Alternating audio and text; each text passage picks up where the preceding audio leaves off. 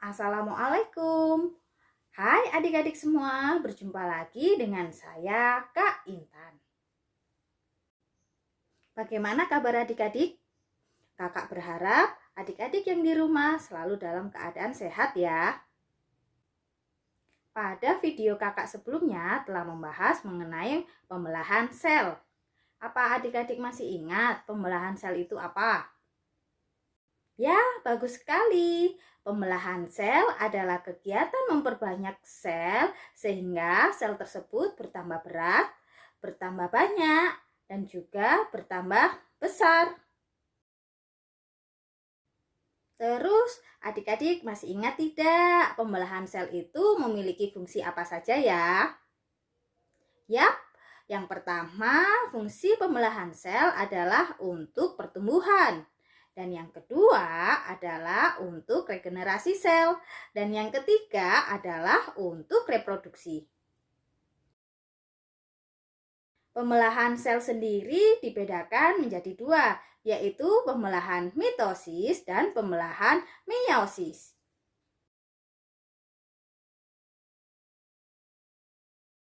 Pada kesempatan kali ini, kakak akan membahas pembelahan sel secara mitosis.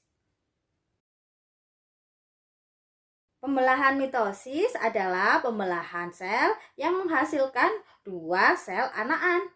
Dua sel anakan ini memiliki sifat yang sama atau memiliki sifat yang identik dengan induknya. Mengapa? Karena dua sel anakan ini memiliki susunan materi genetik yang sama persis dengan induknya. Pembelahan mitosis terjadi di dalam sel-sel tubuh makhluk hidup atau kita sebut dengan sel somatis.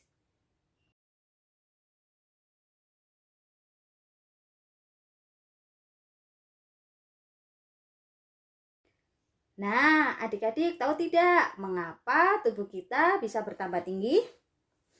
Lalu, kenapa ketika kita luka tersebut dapat menutup kembali? Pembelahan mitosis berfungsi untuk pertumbuhan dan untuk regenerasi sel.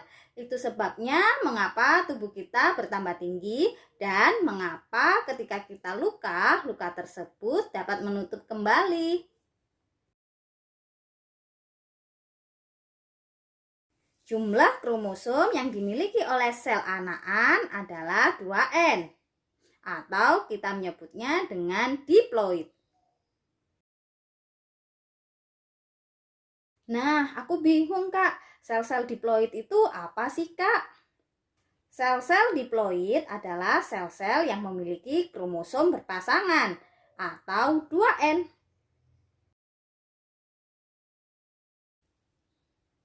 Pembelahan mitosis memiliki beberapa fase, yaitu yang pertama adalah tahap profase, yang kedua adalah tahap metafase, dan yang ketiga adalah tahap anafase, dan yang terakhir adalah tahap telofase. Untuk lebih mudah mengingat, adik-adik dapat menggunakan istilah PAMAT, di mana PA untuk profase, M untuk metafase, dan A untuk anafase, sedangkan T adalah untuk telofase. Jadi, tahap dari pembelahan sel secara mitosis apa adik-adik?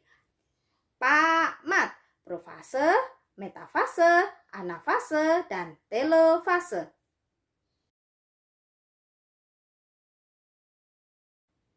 Pada tiap-tiap tahapan, pembelahan sel secara mitosis memiliki beberapa ciri. Coba adik-adik perhatikan gambar yang ada di layar.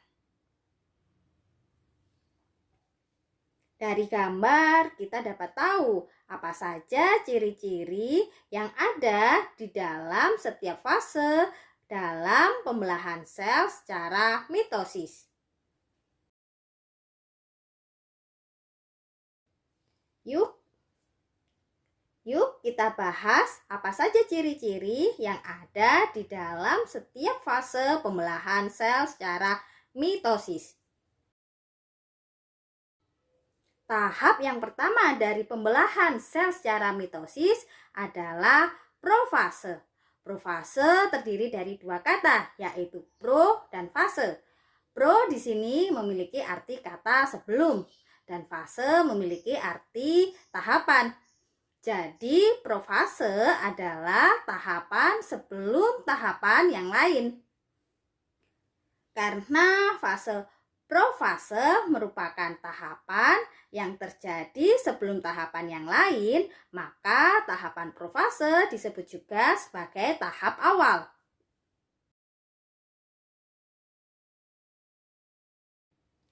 Ciri-ciri dari tahapan profase adalah membran intinya rusak dan hilang. Kemudian kromatin mulai memendek dan menebal membentuk kromosom. Dan muncullah benang-benang spindle. Nah, sentriol mulai bergerak ke kutub yang berlawanan. Tahapan berikutnya adalah metafase.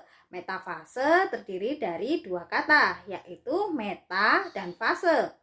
Meta artinya adalah selanjutnya dan fase artinya tahapan. Jadi, tahapan metafase adalah tahapan selanjutnya dari pembelahan sel secara mitosis. Tahapan metafase memiliki beberapa ciri. Ciri yang pertama adalah sentriolnya sudah berada pada kutub yang berlawanan. Lalu, pada tahapan metafase, benang-benang spindle akan menempel pada kromosom. Mengapa benang-benang spindle dapat menempel pada kromosom? Karena di dalam kromosom terdapat bagian yang bernama kinetokor. Kinetokor adalah bagian dari kromosom yang digunakan sebagai tempat menempelnya benang spindle. Ciri berikutnya adalah kromosomnya sudah berjajar di bidang ekuator. Tahapan selanjutnya dari pembelahan mitosis adalah tahapan anafase. Anafase sendiri tersusun dari dua kata, yaitu ana dan fase. Ana memiliki arti bergerak ke, dan fase artinya adalah tahapan. Jadi, anafase adalah tahapan di mana kromatid bergerak ke arah kutub yang berlawanan. Jadi, kromatid adalah lengan dari kromosom.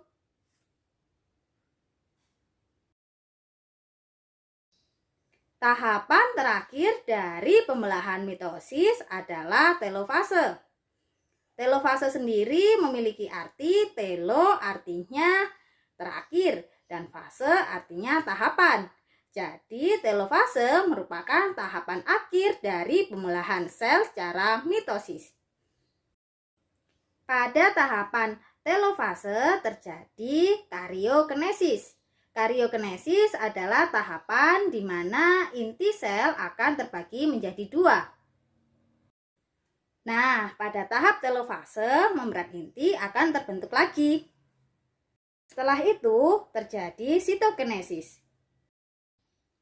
Pada tahapan telofase akan terjadi sitokinesis.